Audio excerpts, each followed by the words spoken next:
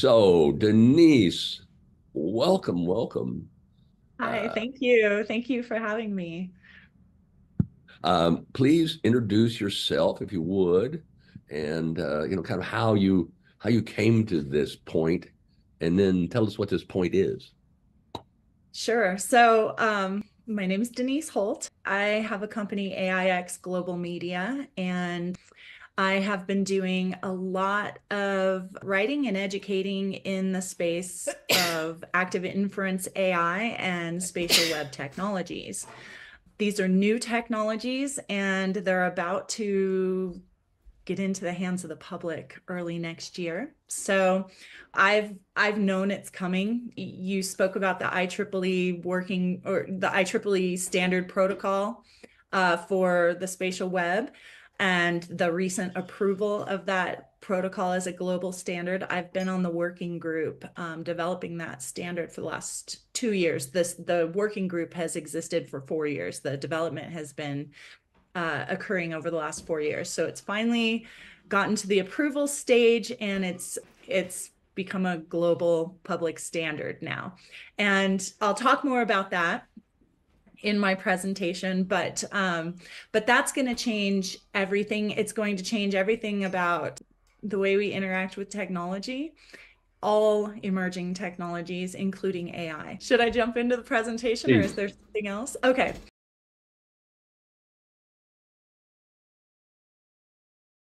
What I'm going to be discussing is active inference AI and spatial web technologies. The thing that we need to understand is that our internet is evolving. And what this means is right now we're in the World Wide Web, where HTTP, HTML enable us to build websites on web domains. Before that, we had TCP/IP, which enabled email, sending a message from one computer to another. And then HTTP and HTML made it to where we could attract people to our web domain. And that is the state of our internet still. We've progressed to mobile to where now we can access and do all of these things through our own personal devices, but it's still largely the same, and it's the World Wide Web. What's about to happen is a new layer, a new protocol is coming on top of our internet, and it's called the Spatial Web. The protocol is HSTP, Hyperspace Transaction Protocol, and the programming language is Hyperspace Modeling Language.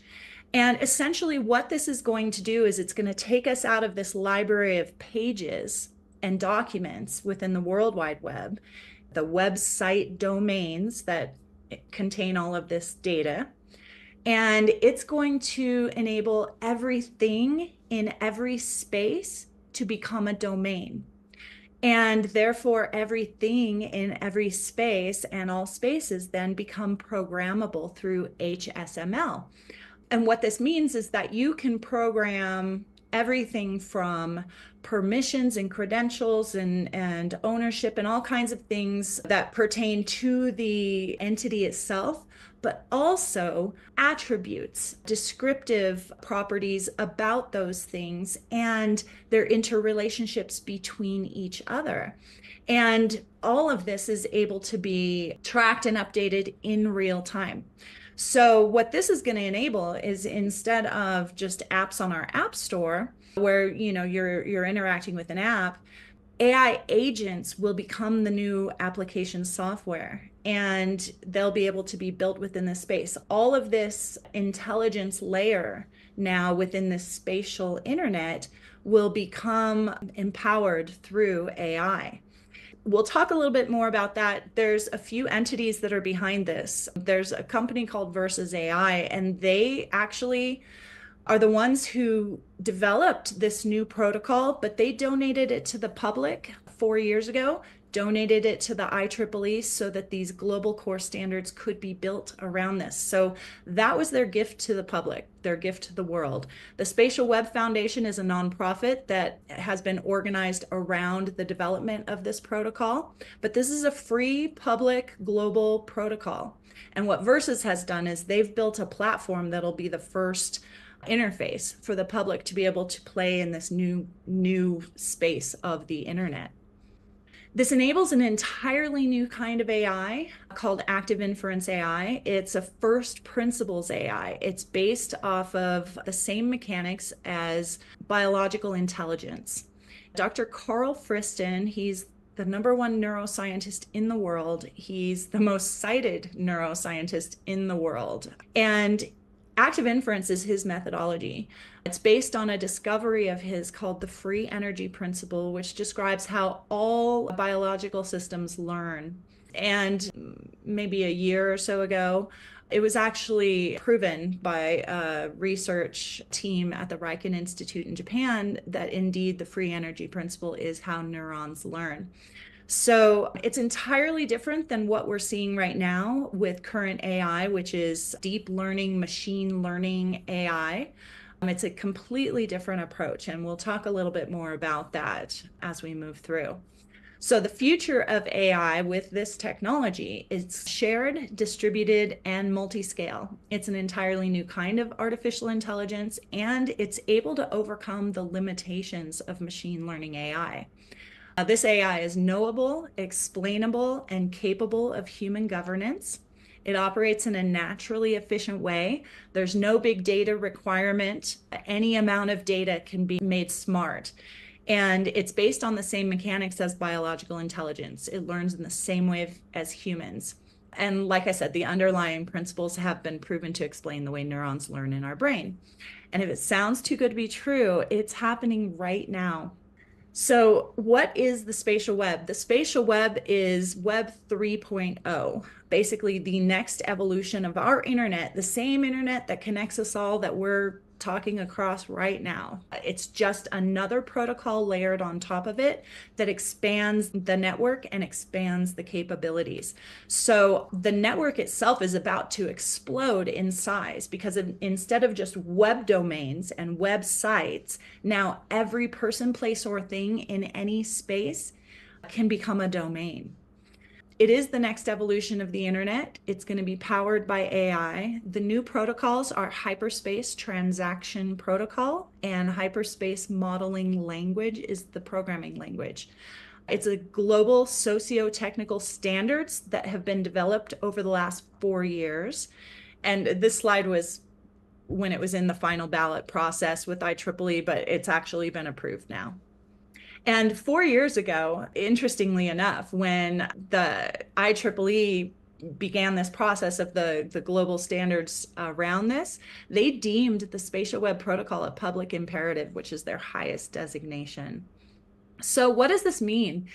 Basically, our internet is about to become the internet of everything, exponentially expanding the number of domains in our network. Right now, with the World Wide Web, you've got websites and they contain information, data, whether it's text or images or, anything. And if you look at what these deep learning, machine learning tools can do right now, they're doing things with that data, right? It's natural language, it's image processing or video.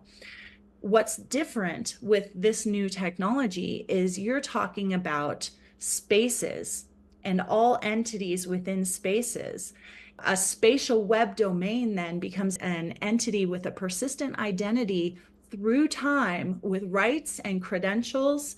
And, you're talking about dimensional concepts, organizations, agents, person, things. So everything is a part of this network, and everything then becomes empowered by AI. And it's an entirely new kind of AI. The current state-of-the-art AIs are siloed applications. They're built for optimizing specific outcomes. They're unable to communicate their knowledge frictionlessly and collaborate with other AIs. If you notice, each AI application is a siloed application, and it's trained to be able to produce those specific outcomes. What's different about this technology is it's a self-evolving system that will be learning moment to moment, upgrading its world model, its understanding of reality, and thus mimics biology while enabling general intelligence. So it's shared intelligence at the edge of everything, while these neural nets are just gigantic databases, which require an immense amount of energy and power to run. So this decentralizes AI, and it takes the processing to the edge, meaning instead of a gigantic database that has to process all of the training and all of the queries, now these agents can be dispersed across the internet and process at the edge, meaning at edge devices like your computer, your cell phone, private servers. So you can think of it similar to the way as before personal computers, there were supercomputers. But once personal computers got in the hands of everybody, then all of the processing takes place in their homes. So it's a distribution of processing and power. Superpowered GPUs are not required. The processing takes place on local devices with existing infrastructure. It uses real live data, real-time data from IoT sensors, machines, and ever-changing context that's programmed into the network through HSML. And it eliminates the need to tether to a giant database. Active inference agents throughout the network learn and adapt from their own frame of reference within the network. And it minimizes complexity. It uses the right data in the moment for the task at hand. Now, HSML becomes a common language for everything, providing unprecedented levels of interoperability between all current, emerging, and legacy technologies. It's a programming language bridging communication between people, places, and things, and laying the foundation for a real-time world model of understanding for autonomous systems. HSTP, the protocol itself, the Hyperspace Transaction Protocol, naturally provides guardrails. Now, if you think of the World Wide Web that we're in right now, it's the most unsecured environment. It's why we have all of these problems like hacking, tracking, faking, and it's really hard to secure. And in the same way, when you want to engage in a website, here you basically have two options. Yes, you can have access to all of my data and everything that I'm doing within your program, or no, and then I'm opting out and I can't use it, right? So what HSTP enables, because instead of transactions taking place under the umbrella of a centralized organization, now transactions take place at every touch point because everything is a domain. So you can be very nuanced in programming permissions and required credentials and ownership, and to the point where you can be very selective of what parts of your data you'll allow, for how long. You can set expiration dates on it. It really does give us this data privacy and data sovereignty that we've wanted, but is impossible with the World Wide Web. It provides transparency and explainability. Active inference agents are explainable AI. They can report on exactly how they're coming to their decisions and their outputs. That's impossible with deep learning neural nets. This provides security and authentication, interoperability and standardization, user empowerment and control, and safety and reliability. And what we have then are programmable spaces. Anything inside of any space is uniquely identifiable and programmable within a digital twin of Earth, producing a model for data normalization. This enables adaptive intelligence automation, security through geo-encoded governance, multi-network interoperability, and it enables all smart technologies to function together in a unified system. And from this, we get a knowledge graph. When all spaces and objects and things become programmable and we can actually program context about the things and their interrelationships to each other, then what we're doing is we're building out this knowledge graph that becomes a digital twin of everything. So essentially a digital twin of our planet and all nested systems and entities within it.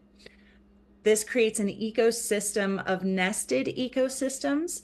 Intelligent agents, both human and synthetic, are involved, sensing and perceiving continuously evolving environments, making sense of changes, updating their internal model of what they know to be true, and acting on the new information that they receive. And this provides accurate world models for these agents, for these intelligent agents.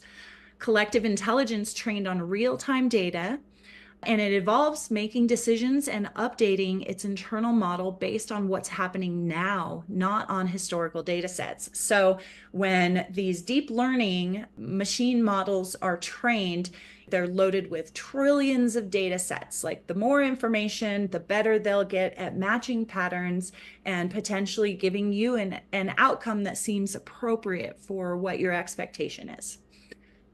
These active inference agents are using real data, real sensory data coming in through IoT and cameras and different things, and measuring it against a real contextual model that's ever changing of all of the interrelationships of the things in all the spaces, and an understanding of reality in the moment in the world. So active inference is not a language model that's generating words about the world based on outdated knowledge it's been fed regarding the world. Active inference is like a biological organism that perceives and acts on our world by generating more accurate models, understandings, and beliefs about our world. HSML computes context, enabling AI's perception to understand real-time changing state of anything in the world. And I'll give you an example. A deep learning large language model can tell you a great story about New York City, but an active inference agent can tell you what's happening right now anywhere in New York City. So it's completely different. Now, the free energy principle, which is what active inference is based on, and the free energy principle is the principle from Dr. Carl Friston that describes how neurons learn, how all biological systems learn. These two things together, the knowledge graph of the world and the context, the computable context in all the things in all the spaces, and this free energy principle, they give us a path to AI governance. It enables computable context that defines, records, and traces the changing details of physical and digital dimensions, social dimensions, meanings, culture, conditions, circumstances, and situations, whether geometrical, geopolitical, or geosocial by nature. And it's a system that safeguards and respects individual belief systems, sociocultural differences, and governing practices. And it minimizes complexity through natural intelligence. The more complex a system, the more energy it consumes. When you think of these gigantic databases that are layered neural nets that are processing these deep learning inputs to give you an output, those require an insane amount of energy to do that processing. And for every query that comes in from you or, anybody else, all of that has to run through the neural nets and run through an enormous amount of data in order to be able to give you an output. It's extremely inefficient. And, most people in the industry understand that it's really not a scalable option. But if you look at how biological intelligence works, the human brain is remarkably energy efficient, operating on just 20 watts, less power than a light bulb. So this new type of AI, this active inference AI, is sustainable AI because it mimics biology, and it's AI that thinks and learns while protecting the planet. It also enables human governance to scale alongside AI capabilities with unprecedented cooperation between humans and machine cognition. So Verses and the Spatial Web Foundation offer us the framework in which we can build an ethical and cooperative path forward for AI and human civilization. Because HSML, Verses was actually involved in a program called Flying Forward 2020, where it was a drone project that was organized by the European Union, and I think it involved like 8 countries. What they learned from it is, indeed, through HSML, you can program human laws and guidelines through a language that the AI can understand and abide by in real time. So this level of cooperation that we are going to be able to have will enable us to scale AI in tandem with human guidelines, human cooperation. So this brings us to a technological awakening. The Spatial Web Protocol creates somewhat of a nervous system for our planet. The approval of the protocol standards by the IEEE represents a monumental leap forward in the evolution of computing and AI across the global internet. These technologies have the potential to create more intelligent, adaptive, and interconnected digital world, transforming numerous aspects of our lives and industries. So what we're going to see from 2025 to 2030 are smart cities, smart medicine, smart education, smart supply chains, and smart climate management. With this digital twinning of the planet and these active inference AIs that can run simulations then based off of all of this real data, and the number of simulations is, unending. So, and they can run them simultaneously. So they'll be able to actually go, okay, we've run all these simulations. These are exactly the steps we need to take to correct these problems, to overcome these problems. The level of control we're going to have over correcting a lot of the emergency situations that we find ourselves in right now is going to be, it's just going to be a saving grace, I think, for humanity. And then if you're familiar with Buckminster Fuller's world game, networked natural intelligent agents create a self-evolving intelligence that can help us manage our cities and supply chains, educate us in new ways, and help us realize Buckminster Fuller's world game. As Bucky said, make the world work for 100% of humanity in the shortest possible time through spontaneous cooperation without ecological offense or the disadvantage of anyone. And really, that's what it's all about.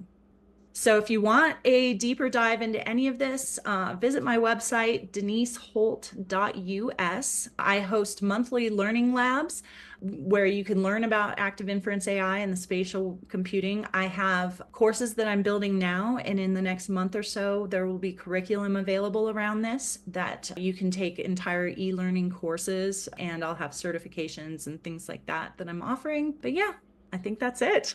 Amazing, just amazing. Thank Uh, you. I Oh, mean, from what I get, that's all I can say about this. What kind of response you get from the inventors of TCP and HTML, Bit and Tim?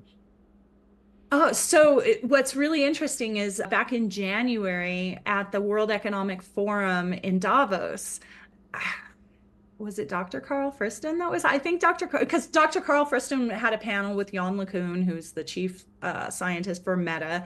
And I believe he also was on a panel with Sir Tim Berners-Lee. So yeah, I mean they're aware. I mean obviously it's a natural progression. And when you look at all the emerging technologies that we have, everything from distributed ledger technologies, which are like blockchain and digital currencies, and all currency is moving into this digital currency space. And then you look at augmented reality and virtual reality, a mixed reality. What this is going to enable is this mixed reality kind of experience that we've all imagined, but the framework wasn't there. HSML becomes a common language for all these emerging technologies to be able to become interoperable across the internet. So they're going to come to life in ways that we haven't seen because the ability has not been there. And IoT, all of the IoT sensors now will be able to completely be integrated with each other and with this layer of intelligence across the network.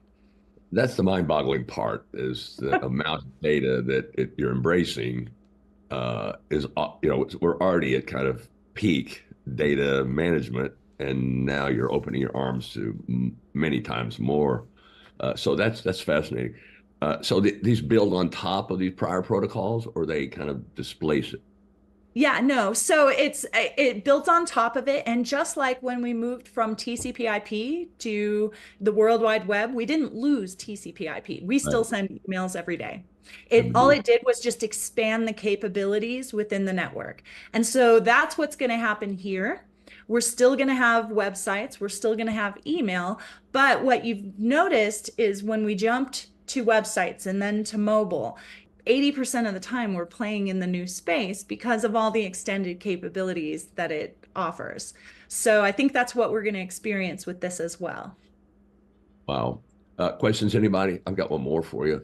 Reactions from big tech who are building these massive models and Yeah. investing heavily in it. Something Well, tells me they're not totally fascinated with this, or are they? there's a few things happening there that are kind of interesting. And I actually wrote an article back in January, and the interview is, or the panel is actually on, I think it might be on the Versus YouTube channel if you wanted to check it out. But the panel between Jan LeCun and Dr. Carl Friston was really fascinating. You know, Jan LeCun is the chief scientist for Meta, and he's fully aware of Carl's work. In the panel, he was like, I agree 100%. I think this is, but he's like, but we don't know how to do it any other way than deep learning, right? He's thinking propagation is the only way we know. And that's just not true. But I think the thing that he wasn't really aware of in that conversation is that, so to back up for a second, active inference has long been thought to be an ideal methodology for AI. Active inference is not a secret to these big tech companies, but it's long been thought to be an ideal method, but it's also long been thought to be near impossible because it requires this context layer. It requires this grounding of understanding of reality for the AI. And that's what the Spatial Web Protocol brings. That's Mm. what HSML brings. So I think a lot of these tech companies that are so deep down the deep learning rabbit hole, in the back of their mind, they just have this idea that, oh, that's a great idea, but it's really not possible. And all of this technology coming together with the spatial web protocol, the expansion of our internet into spatial domains, and the ability to distribute these agents within the network, that's the thing that makes it possible. So Well, what wasn't I possible can before is now possible. I can appreciate the appeal to certain engineers, but I can also appreciate the challenge to certain business models by the people who manage the engineers. And so what problems do you see in implementation? I don't really see problems because there's so many There's a solution advantages to person. this. Yeah. And I think that there's going to be a lot of advantages that just guarantee the adoption and people being excited about getting their hands on this technology. One of them being that, well, a couple of them. I mean, it solves the energy problem of deep learning, and it decentralizes AI. Right now there's, I think I saw a quote that like only like less than 10% of companies are using these AI products internally. And I think one of the biggest problems is they have to open themselves up to this third party with their proprietary data.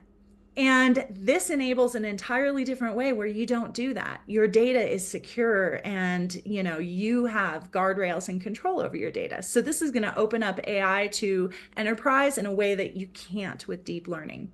It's just going to enable corporations and anybody with a website presence right now, anybody with an app in the App Store, they're just going to be able to offer, by building intelligent agents as applications in this new space, it's going to offer so many more capabilities for their customer base, or their, whatever they're building or offering, the extended level of capabilities, because these agents as applications are aware of each other and the network. Mhm. So the level of connections and insights that will be made in that space is going to be something we've never experienced before.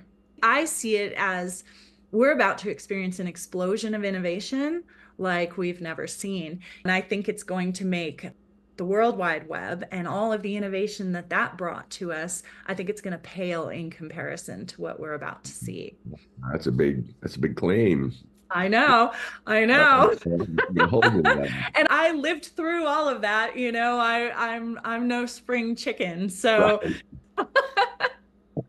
Right. Um, so the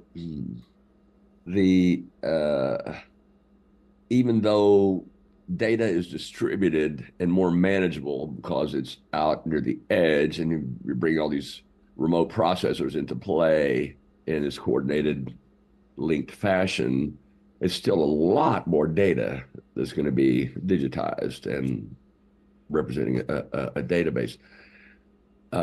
This is a question about maintaining data over time. Maybe it's really not this topic, but I was just having an exchange with Vince Cerf earlier. Vince's going to come back on in a couple of months and talk about decay of data, of digital content, and how the iterations of technology, of hardware and software, make all this immense amount of data that we do have now and is growing unusable at some point and lost. And unlike the photos we have in a shoebox, they'll last for 100 years. But this stuff, you would think it won't, but it's going to go away. I'm just curious how this yeah. could impact data Well, preservation.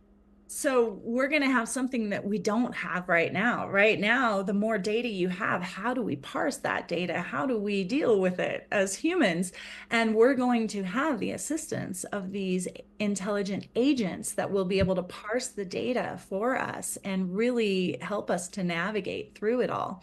And as far as the immense amount of data that's going to be created in all of this, you also have technologies that are going to be able to handle it. You know, the photonic chips, different things like that, that are going to basically use light speed uh, to process, right? So all of these emerging technologies, they've been rising at the same time. So they're just going to be able to kind of come together and make it all happen in this new space of the internet. There's not just you as the user, there's you and AI. Everybody is going to have an intelligent agent assistant, Mhm. assistant that's going to know you intimately, know all of your, I mean, for instance, think about just, booking travel. It will be well aware of all of your travel documents, all of your preferences, everything else. It'll be able to act on your behalf and make all of the connections because it's aware of and enabled through the internet to actually make our lives easier in dealing with all of this So, data. whose agent is that? It may be working for you in theory, but who who does it It'll answer be to? yours. It'll be yours. Every person will be enabled within this new space to build these intelligent agents. And the interesting part of it is if you're building an agent, you're imparting it with all of your specialized intelligence and your perception from your frame of reference in the network, right? And that's the beauty of all of these different agents from all over the world. People from, Africa or India or China, they can build agents that they're imparting with their understanding and their knowledge and wisdom that'll help them to be able to deal with their problems from their part of the world. And then all of these agents are able to learn from each other and pass information and share beliefs with each other. So this agent layer is this intelligence layer of collective distributed intelligence. It's going to become kind of an organism of intelligence. It's going to grow in knowledge in the same way human knowledge grows. We grow our knowledge by it depends on the diversity of knowledge within the sphere of human intelligence, and we test each other and push back on each other and learn from each other, and that's how we grow our human knowledge. These agents are going to do the same thing. Well, all those neurons are mine personally, and they're working for me in theory, at least the ones that haven't been reprogrammed for me. So these will be some kind of hybrid because they'll be created by external factors. we're running out of time. There's a question about device dependent. Is this Yeah, no, no cloud? these intelligent agents, they work on devices we already have, laptops, cell phones. Mm. Um, they're empowered off of any device. Now, more devices are going to come online. I mean, we've already seen Apple Vision Pro, we've got the Meta glasses. There's going to be all these new augmented reality devices that'll help us. I just saw something yesterday and it was glasses for the hearing impaired, that the glasses have a microphone on them so somebody can be talking and it'll put the subtitles in front of their eyes so they don't have to read lips anymore. Like they don't, it's we're going to be so empowered by all these new technologies that are able to take advantage of this. Okay, two more questions. One, main ethical concern, do you think? What? Uh, well, I mean, I think that we're going to see, I think we're more empowered through this technology to really approach the governance aspect of AI. Versus actually put out a report last year called The Future of AI Governance. And in it, they were talking about how HSML enables us to actually take human laws and guidelines and make them programmable so the AI can understand and abide by it. So these active inference agents, they actually, because they're learning in real time, they're self-reporting, they can be governed by human entities. They're going to lead to really trusted autonomous systems that can handle mission critical operations. You can't do that with deep learning because deep learning, they're black boxes. You have no idea how they're coming to their outputs. They can go down a wrong direction very quickly, and it's really hard to correct that. And they can give you an output that sounds like it's credible, but it's absolutely wrong because if they don't have the information in their training data, then they'll Mhm. make it up as if it were true. So there's no trust there. And this is going to be a more trusted system. So we'll have all levels of AI systems. These deep Uh, learning tools are not going to go away. But they're going to be looked at as tools, make me this, write me this, create me this, code me this. And in Versus report on potential governance for AI, they proposed an AIS rating system, an autonomous intelligent system rating system, so that we can kind of know, according to the level of capability of the autonomous system, what kind of governing capabilities we should give it, right? How much control and how versus how much freedom. And I think it seems like a very logical approach, and it's definitely doable with, all of this new technology that's like a coming on. trust rating almost. Yes, yeah, Yeah. Well, trust is what people are looking for. Absolutely. Uh, yes. last question. Excuse me. What now? IEEE just adopted this, was it last month or something? Just Yeah, recently. so the final vote was in yeah, it was like last month or so. It went to balloting in April and then it took a couple of months for the final voting and everything to go through, and yeah, it's been approved. That's amazing because it's so hard to do standards because it's always helping somebody and hurting somebody else, at least in their mind. Uh, so what do you see as kind of the next big event around this? When will it kind of pop out, or when will it kind of get people's Yeah. attention to something? Well, so, I know that the Spatial Web Foundation is going to be publishing the standard over the next couple of months and making the standard draft document publicly available. And I think it's like a 150-page document. It's very comprehensive, but Yeah. that will be made available to the public. Now, what Versus has done is they've built the first interface for the public to be able to interact in this space. So their operating system, for lack of a better word, platform is called Genius. And with Genius, anybody is going to be able to build one of these intelligent agents as an application. So right now they're in beta testing with the wider developer community, and they've got huge beta partners like NASA, Volvo, Cortical Labs, some big players and a lot Very going on. They're working with smart cities all over the globe. But the platform is going to be made available to the public early next year. So this is wonderful. coming, and we will all be able to start, and as we start kind of building out, it'll be a little rudimentary at first, but as this knowledge graph grows, the capabilities of these agents grow, and we saw the Okay. World Wide Web. Right. Okay, we're going to leave it right there. I want to thank you so much for this, and I want you to come back, and Absolutely. Thank you tell us so what has much, Don, happened. and everybody else. I really appreciate the Here. opportunity to speak today. Jen, Alta, thank you so much for giving us a Yes. report from last week. This is fascinating. So much technology is converging and so much interest, and there's a lot of changes that are happening on a socio-technical level, as you use the term, which I thought was really interesting. So with that, we're going to stop the recording and we're going to thank everybody and ask you to come back at the next opportunity.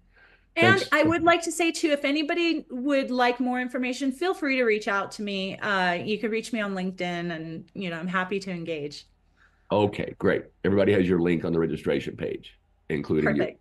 Great. Okay. Thank you Thanks, so much, everyone. Don. So long.